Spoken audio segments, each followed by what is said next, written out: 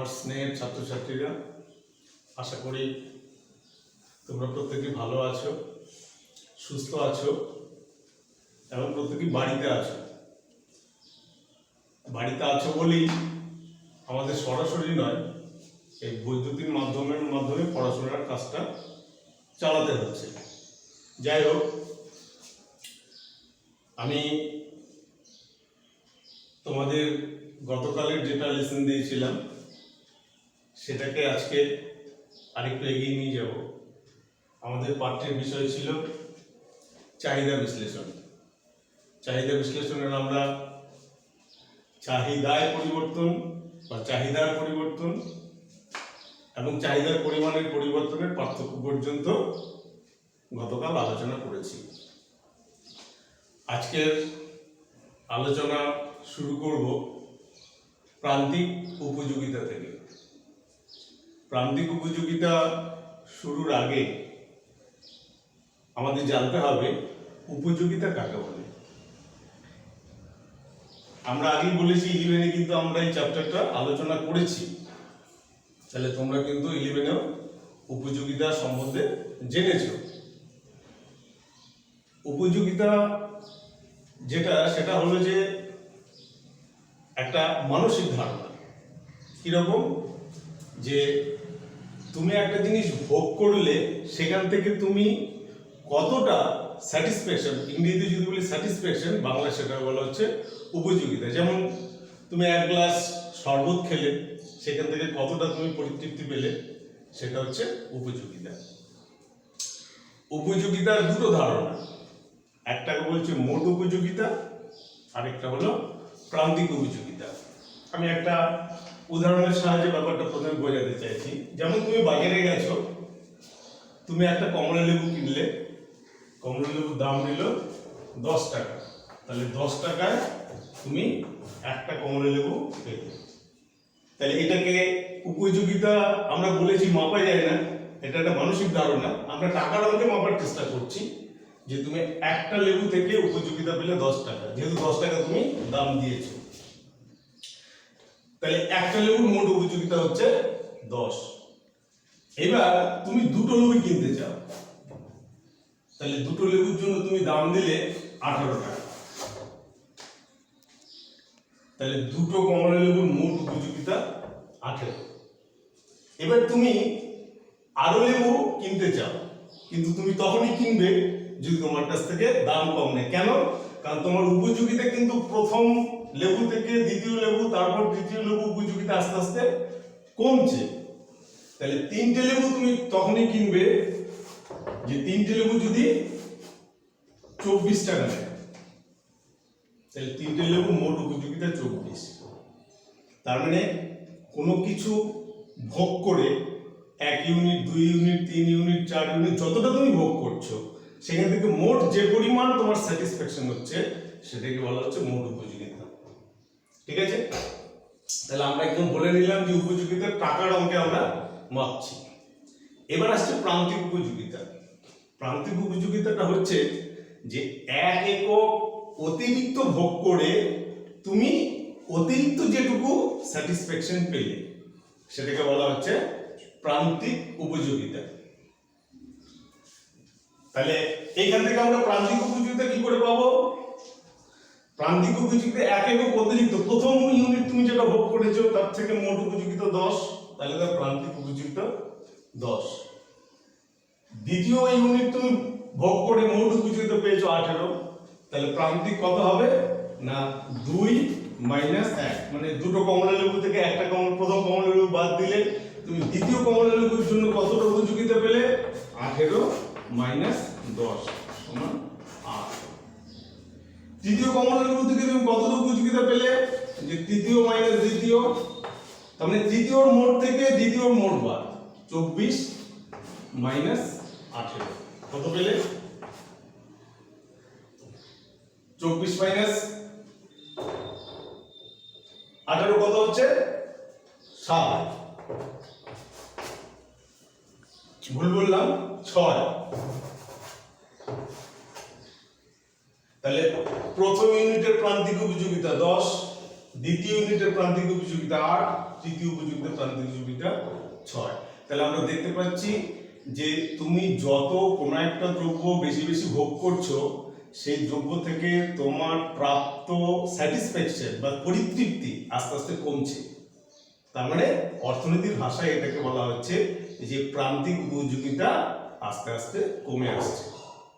এটা যদি আমরা রেখার সাহায্যে দেখাই তাহলে কিরকম দেখবে, দেখো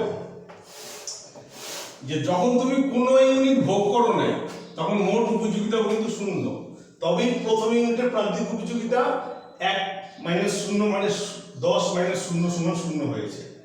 তাহলে মোট উপযোগিতা দেখো, প্রথমে তুমি কিছু ভোগ করো না 0, তারপর 10, তারপর 18, তারপর 24, আস্তে আস্তে বাড়ছে, কিন্তু বাড়ার হারটা কিন্তু কমছে। তাহলে মোট উপযোগিতা রেখাটা হবে একদম মূল বিন্দু থেকে। তাহলে মূল বিন্দু থেকে মোট উপযোগিতা দেখো আস্তে আস্তে প্রথমে বাড়বে, তারপর আস্তে আস্তে কমতে থাকবে। এটা হচ্ছে টোটাল ইউটিলিটি, মোট উপযোগিতা।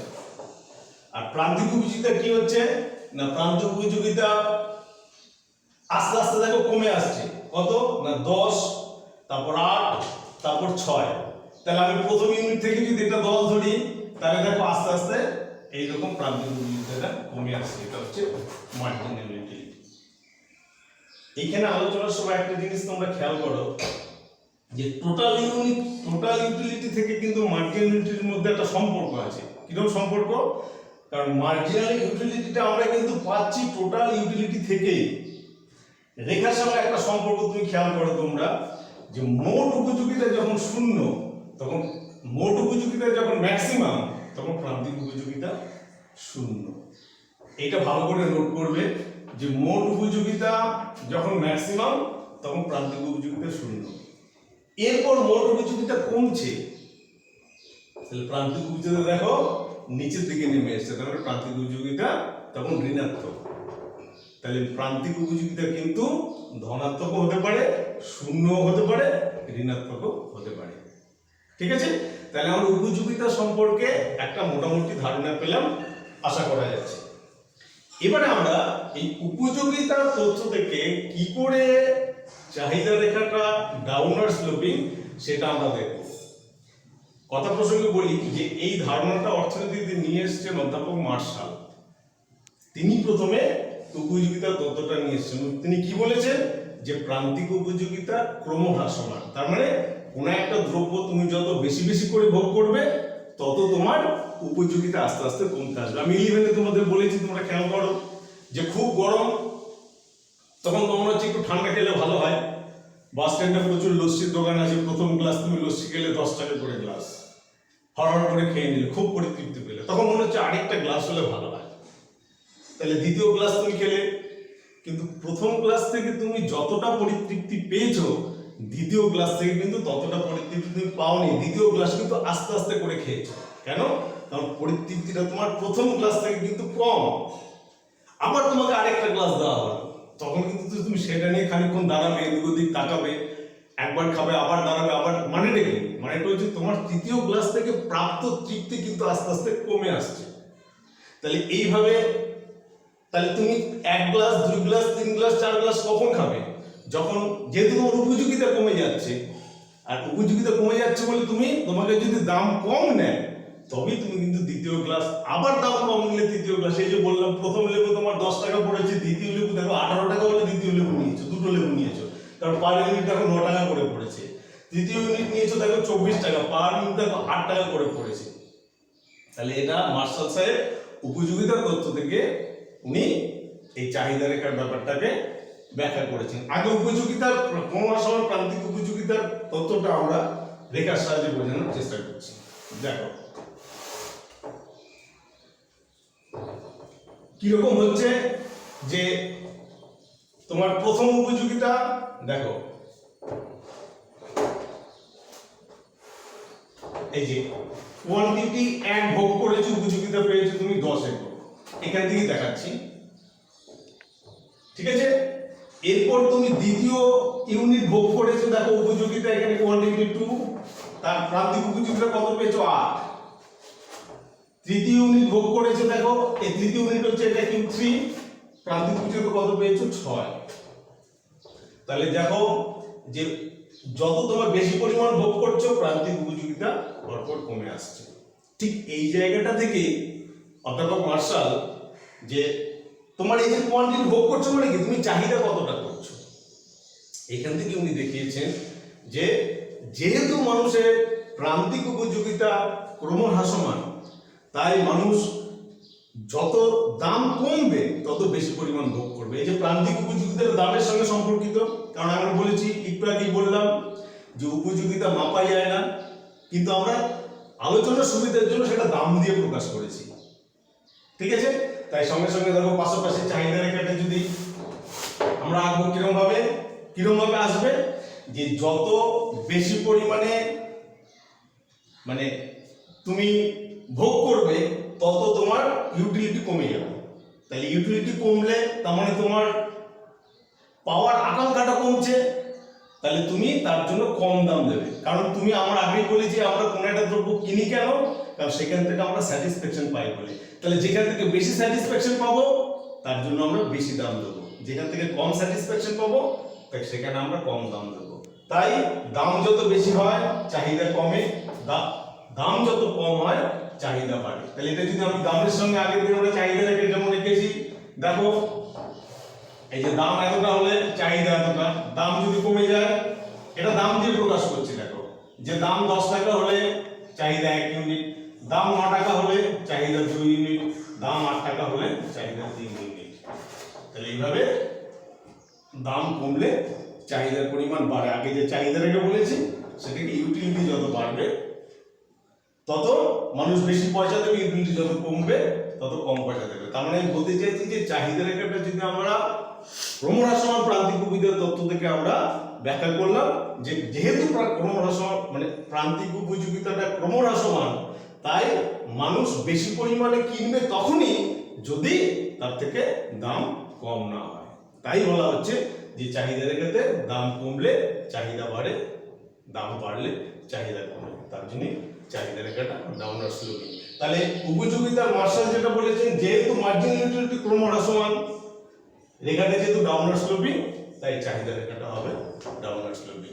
তাহলে আমরা এটা কি বোঝালাম যে মার্শালের ক্রমহ্রাসমান প্রান্তিক উপযোগিতার তথ্য থেকে বোঝালাম যে কেন চাহিদা রেখাটা নিম্নাভিমুখী হয়, ঠিক আছে।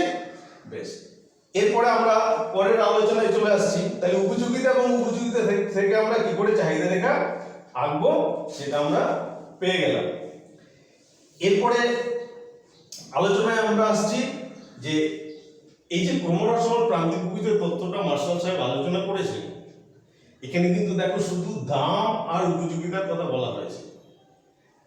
এখানে কতগুলো অনুমান ধরে নিতে হবে, তবে এই ক্রমহ্রাসমান প্রান্তিক উপযোগিতার তথ্যটা ঠিকঠাক দাঁড়াবে। অনুমানগুলো কি, যে আমরা আগের দিন মনে করে দেখো যে চাহিদা রেখার ক্ষেত্রে বলেছিলাম demand equal to function of price, কিন্তু সেখানে আরো কতগুলো জিনিস ছিল সেগুলো অপরিবর্তিত রেখেছি, যে দাম, অন্যান্য দ্রব্যের দাম, ক্রেতার আয়, ক্রেতার রুচি পছন্দ ইত্যাদি ইত্যাদি।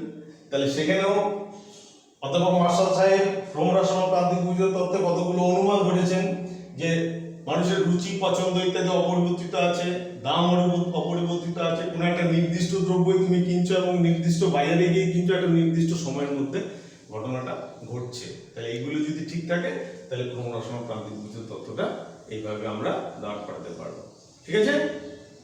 বেশ, এরপরে আমরা এই পরের দিন আমরা আলোচনা করব, এটা মার্শাল সাহেব উপযোগিতার তথ্য থেকে যেমন চাহিদা রেখাটা অঙ্কন করেছেন, এছাড়া অন্যান্য অর্থনীতিবিদ আয় প্রভাব, দাম প্রভাব, পরিবর্তন প্রভাব, অল্টারনেটিভ চিন্তা ভাবনা থেকেও ব্যাপারটাকে বর্ণনা করেছেন। আমরা সেটা পরের দিন দেখব। আজকে আমরা আরেকটা জিনিস দেখব, সেটা হলো এই যে বললাম চাহিদা রেখা ডাউনওয়ার্ড স্লোপিং, চাহিদা রেখা নিম্নাভিমুখী, সেটা কিন্তু চাহিদার নিয়ম থেকে আসছে। চাহিদার নিয়মে বা চাহিদার সূত্রতে আমরা কি বলেছি, যে দাম বাড়লে চাহিদা কমবে, দাম কমলে চাহিদা বাড়বে। কিন্তু বাস্তবের ক্ষেত্রে কিন্তু এই নিয়মের কখনো কখনো আমরা ব্যতিক্রম দেখি। তোমাদের প্রশ্ন আসতে পারে যে চাহিদা নিয়মের ব্যতিক্রম দুটি উল্লেখ করো, ঠিক আছে। তাহলে আমরা চাহিদা নিয়মের ব্যতিক্রমগুলো এবার উল্লেখ করব। তাহলে চাহিদা নিয়মের ব্যতিক্রম জানতে গেলে প্রথমে আমরা চাহিদা নিয়মটা বললাম যে দামের সঙ্গে চাহিদা বিপরীতমুখী সম্পর্ক। তাহলে তার ব্যতিক্রমটা কি হবে? যদি সম্পর্কটা সমমুখী হয়। কিরকম? যে দাম বাড়লে চাহিদা বাড়ছে, দাম কমলে চাহিদা কমছে। তাহলে আমরা এখন কয়েকটা এরকম ঘটনার উল্লেখ করব যেখানে দামের সঙ্গে চাহিদা সরাসরি সম্পর্ক বা চাহিদার নিয়মের ব্যতিক্রম যেখানে দেখা যায়। কিরকম? যেমন দেখো, প্রথমেই যদি মার্কিন অর্থনীতিবিদ ভেবলেন সাহেব একটা জিনিস তিনি নজরে এনেছেন যে আমরা মানুষ, এই যে অর্থনীতির আলোচনা করা হচ্ছে, কিন্তু পৃথিবীতে মানুষের যে বিহেভিয়ার, এই সমগ্র কিছু নিয়ে কিন্তু অর্থনীতির আলোচনা। সবকিছু যেন মানুষের জন্য, মানুষ যে আচরণ করছে, আমরা ইলেভেনে বলেছি দেখো অর্থনীতি হচ্ছে মানুষের আচরণবিধির আলোচনা। তাইলে মানুষের মধ্যে এমন কতগুলো প্রবণতা মাঝে মাঝে দেখা যায়, যেমন যে কোনো মানুষ মনে করে যে কোনো দ্রব্যের দাম যদি বেশি হয় তাহলে সেটা ভালো জিনিস, দাম যদি কম হয় সেটা ভালো জিনিস নয়। মূলত আমরা এই বিভিন্ন প্রসাধনী দ্রব্য, কসমেটিক গুডস যেরকম রয়েছে, সেরকম অলংকার ইত্যাদি জাতীয় দ্রব্যগুলো, এই যে সোনা পাওয়ার চাহিদা এত কেন? না, সোনার দামটা বেশি বলে, হীরের দাম আরো বেশি বলে হীরে পাওয়ার চাহিদা আরো বেশি মানুষের মধ্যে। তাইলে মানুষ যখন দাম দিয়ে তার কোয়ালিটি বিচার করে, যেমন মনে করো কোনো একটা সৌন্দর্য বৃদ্ধির জন্য আমরা যে বিভিন্ন ক্রিম ইউজ করি, বিশেষ করে মেয়েরা, ছেলেরা ইউজ করে, যে তার যদি দাম অল্প হয় তাহলে মনে হবে না এটা মাখলে আমার স্কিনের কোনো ক্ষতি হতে পারে বা ইত্যাদি ইত্যাদি। কিন্তু ওই একই ক্রিম যদি ব্র্যান্ড আলাদা করে নাম বেশি দিয়ে দেওয়া হয়, দাম বেশি দেওয়া হয়, তখন মানুষের মধ্যে কিন্তু এই ধারণাটা আসবে না নিশ্চয়ই এর দাম বেশি। ঠিক আছে? তাহলে নিশ্চয়ই এর কোয়ালিটি বেশি। ঠিক আছে? তাহলে দাম বেশি হলে যখন মানুষ সেটা তার ভালো কোয়ালিটি করে ভাবে, তখন কিন্তু তার চাহিদা বাড়ে। ঠিক আছে? একই রকম ভাবে আমরা আলোচনা করছি দেখো শেয়ার মার্কেটে। শেয়ার মার্কেটে কিন্তু শেয়ারের দাম বাড়লে তবে সেই শেয়ারগুলো কিনবে। শেয়ারটা কি? আমরা ইলেভেনে আলোচনা করেছি, শেয়ার হচ্ছে মালিকানা পত্র। কোনো কোম্পানি যখন তার মূলধন সংগ্রহ করার জন্য শেয়ার ছাড়ে, আমরা যখন শেয়ার কিনি, আমরা সেই কোম্পানির সেই অংশের মালিকানা পত্র কিনি। সেটা কেন কিনি? কারণ ওই কোম্পানি যখন লাভ করবে, সে তার লভ্যাংশ ঘোষণা করবে, সেই শেয়ারের দাম বাড়বে। তাহলে যেই শেয়ারগুলোর দাম বাড়ছে, তার মানে সেই সমস্ত কোম্পানিগুলো কিন্তু লাভের রান করছে, তবেই তারা লভ্যাংশ বা ডিভিডেন্ড দিতে পারছে। তাহলে শেয়ার মার্কেটে আমরা সেই শেয়ারগুলোই কিনবো যে শেয়ারগুলোর দাম আস্তে আস্তে বাড়ছে। তাই শেয়ার মার্কেটে আমরা চাহিদা রেখার ব্যতিক্রম দেখতে পাই। আবার দেখো গিভেন সাহেব, গিভেন সাহেবের নাম থেকে দ্রব্যর নাম হয়েছে গিভেন দ্রব্য। গিভেন দ্রব্যের ক্ষেত্রে কিন্তু আমরা চাহিদার নিয়মের ব্যতিক্রম দেখতে পাই। সেক্ষেত্রে আমরা দেখছি আয়ারল্যান্ডে মানুষ তারা রুটির সঙ্গে মাংস এবং আলু প্রেফার করে। যারা ধনী তারা রুটির সঙ্গে মাংস খায়, যারা কম্পারেটিভলি যাদের আয় কম তারা রুটির সঙ্গে আলু খায়। এখন দেখা যাচ্ছে যে আলুর দাম বাড়ছে, কিন্তু আলুর দাম বাড়া সত্ত্বেও তারা কিন্তু মহার্ঘ মাংস কিনতে পারছে না, আলুই বেশি পরিমাণে কিনছে। তাহলে অধ্যাপক গিভেন সাহেব তখন এটাকে সামনে নিয়ে আসেন এবং উনি এটাকে বলেন গিভেন দ্রব্য। ঠিক আছে? তাহলে গিভেন দ্রব্যের ক্ষেত্রে আমরা দেখছি যে দাম বাড়লে চাহিদার পরিমাণ বাড়ে। তাহলে সেই ক্ষেত্রে চাহিদা রেখাটা কিরকম হবে? না, চাহিদা রেখাটা, চাহিদার যে মূল যে চাহিদা রেখা ডাউনওয়ার্ড স্লোপিং, এটা উল্টো হবে। যে চাহিদা রেখা তখন হবে আপওয়ার্ড রাইজিং। কিরকম? না এইরকম। দেখো আপওয়ার্ড রাইজিং এর ক্ষেত্রে এই যদি দাম, এই যে এটা মনে করো দাম 5 একক, সে কিনছে মনে করো 7 একক, দাম আরো বাড়ছে, সে আরো বেশি পরিমাণে কিনছে, দাম আরো বাড়ছে, সে আরো বেশি পরিমাণে কিনছে। তাহলে চাহিদা রেখার ব্যতিক্রমের ক্ষেত্রে যদি আমরা চাহিদা রেখা আঁকতে চাই, তাহলে চাহিদা রেখাটা হবে কি? না আপওয়ার্ড রাইজিং, ঊর্ধ্বমুখী। ঠিক আছে? তাহলে আজকে আমরা এখানে শেষ করছি।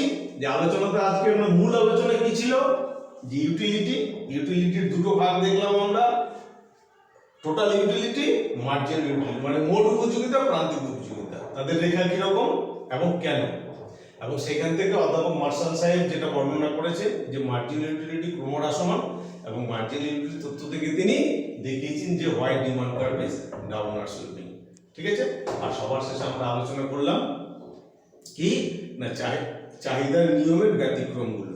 ঠিক আছে, চাহিদা নিয়মের ব্যতিক্রমের ক্ষেত্রে চাহিদা রেখা হবে আপওয়ার্ড রাইজিং। এবার তোমাকে যদি প্রশ্ন করা হয় যে কখন চাহিদা রেখা ঊর্ধ্বমুখী হয়, তাহলে প্রশ্নের উত্তর তোমরা পেয়ে গেলে যখন চাহিদা নিয়মের ব্যতিক্রমে ঘটনা ঘটে, যেমন ভেবলিন প্রভাবের সময়, যেমন গিফেন দ্রব্যের সময়, শেয়ার মার্কেটে বা ইত্যাদি ইত্যাদি, তখন চাহিদা রেখা হয় ঊর্ধ্বমুখী। সবার শেষে বলবো তোমরা বাড়িতে থাকবে, ভালো থাকবে, এবং যে লিসেনগুলো দিচ্ছি সেগুলো কিন্তু তোমরা ভালো করে এখনই পড়ে নেবে। তোমাদের মধ্যে যদি কোনো প্রশ্ন থাকে অবশ্যই তোমরা প্রশ্ন মানে করবে আমাকে, হয় স্কুল খুললে করবে, নতুবা তোমরা এখন নোট করে রাখবে, পরে আমরা এই প্রশ্নের উত্তর দেব। ঠিক আছে, শেষে একটা কথা বলে নিই, প্রথম দিন তোমাদের বলা উচিত ছিল যে 12-এ তোমরা যেমন নম্বরের বিভাজনটা এরকম পেয়েছো যে 1 × 10 সমান 10, 1 × আবার 10 মানে মাল্টিপল চয়েস, আর এই প্রশ্ন 10 10 10 20, আর 5 নম্বরের 6 মানে 5 নম্বরের 6টা করেছে 5 6 30, তাহলে 30 40 50, আর 2 নম্বরের মাঝে 2 নম্বরটা বাকি গেল, তাহলে 2 নম্বরের 10টা প্রশ্ন 10 দুগুণে 20, আর একটা 10 নম্বরের প্রশ্ন করেছো। ঠিক আছে, তাহলে 10 নম্বরের প্রশ্ন করেছো এখানে মোট হয়েছে 80। কিন্তু 12-এ এই 10 নম্বরের প্রশ্নটা নেই, মোট 8 সব একই আছে, শুধু 5 নম্বরের প্রশ্নটা 6 এর জায়গায় 5 × 8 হবে 5 × 40। ঠিক আছে, তাহলে আমরা আলোচনায় তোমরা যখন উত্তর লিখবে 2 নম্বরের প্রশ্ন, 1 নম্বরের প্রশ্ন আর 5 নম্বরের প্রশ্ন, 10 নম্বরের প্রশ্ন কিন্তু এই 12-এ থাকবে না। ঠিক আছে, বাড়িতে থাকবে, ভালো থাকবে। আজকের আলোচনা এখানেই শেষ করছি।